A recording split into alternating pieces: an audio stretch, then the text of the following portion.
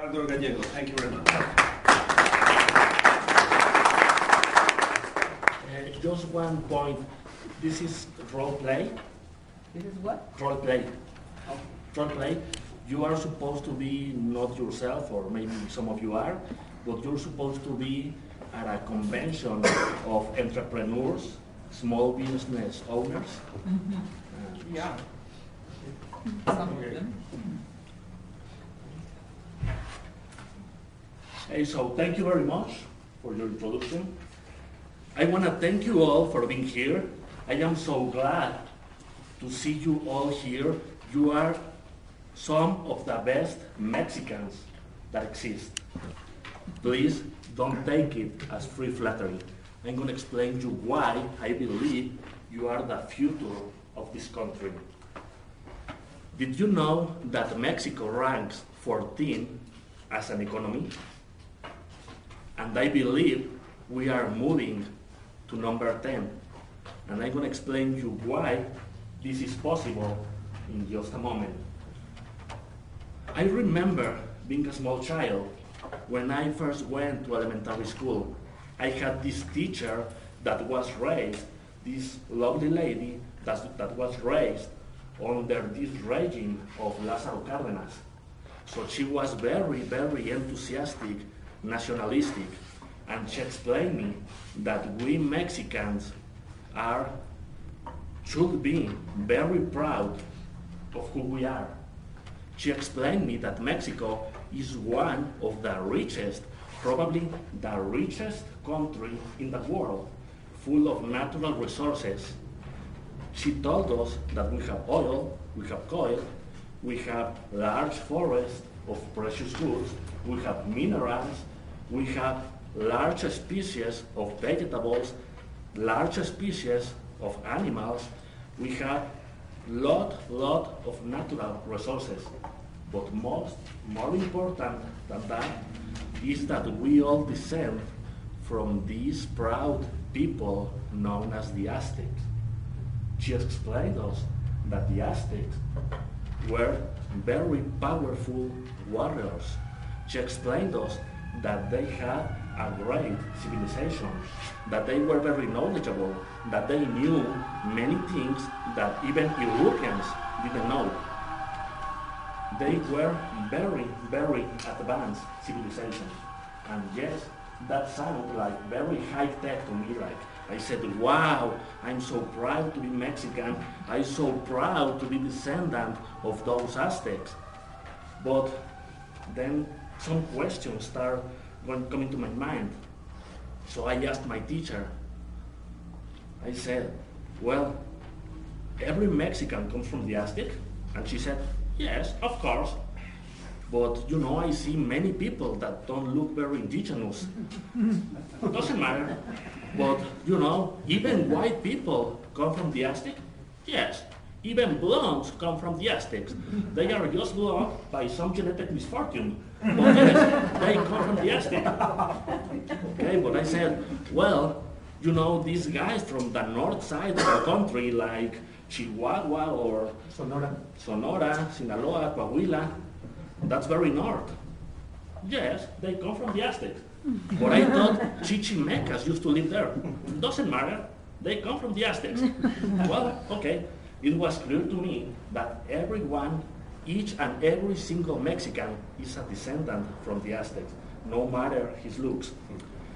Then I had to ask, well, if they were very powerful warriors, more advanced than the Spaniards, then why they lose the war in less than 4 months? The answer was very simple. They didn't lose the war. Tlaxcalans won the war. They were, and they are guilty for us being conquered. Oh, okay. But if Aztecs were that advanced, why didn't they know the will? Because they didn't need it, you moron. They had strong legs, not like you. You don't skinny. Quit asking those questions. Well, one last question I had. If this country is that rich, we have a lot of natural resources. And every one of us is a descendant of those proud, advanced people known as the Aztecs. Why in hell are we a third world country?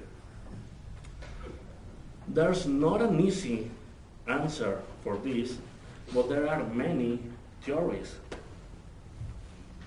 First, I want you to define what is wealth, what is richness. Dictionary defines wealth as being abundant in resources, wealthy. It is defined as having things that are valuable, having assets, that is, things that you can exchange for any other thing you may want, things that you consider very worthy to work or fight for, that is valuable. So what do we consider to be valuable?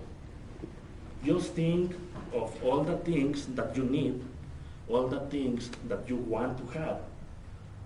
You need food, you need clothes, but maybe you just don't want any kind of food. You want tasty food. You don't want any kind of clothes. You want very comfortable, fashionable, trendy, good-looking clothes. You might also need a car. You might also need a big TV. You might need an iPad, and all those things that makes our lives comfortable, worth to live for.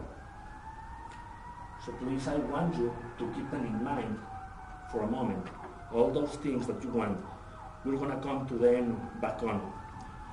Right now, I want you to use your imagination to travel with me to Europe. There comes the explanation of why we are a third world country. So please, in your mind, go with me to Europe, to medieval times. Year is 1200. Please look at a nice castle. In this castle lives a king. He's wearing some silk clothes, and also he's wearing a big gold crown. Around this castle there is a lot of little farms. There are crops raised. There are forests of goods, and near to the castle there are a lot of horses. Inside the castle there is a big table where the king eats with his knights every night, while some beautiful ladies are playing music with an harp.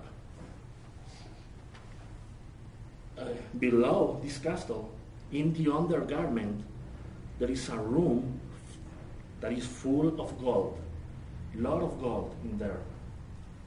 Now please tell me, is this king rich? Do you believe this king is rich? Yes. Depends what country. Depends your concept of your richness. Yeah. I believe he is not really rich. Probably his shoes are very uncomfortable. He has ugly shoes. He might be wearing silk garments, but he doesn't have many clothes to wear. He's also eating with his bare hands because he doesn't have spoons, he doesn't have forks. So I don't believe this king is really rich. Why is this? Well,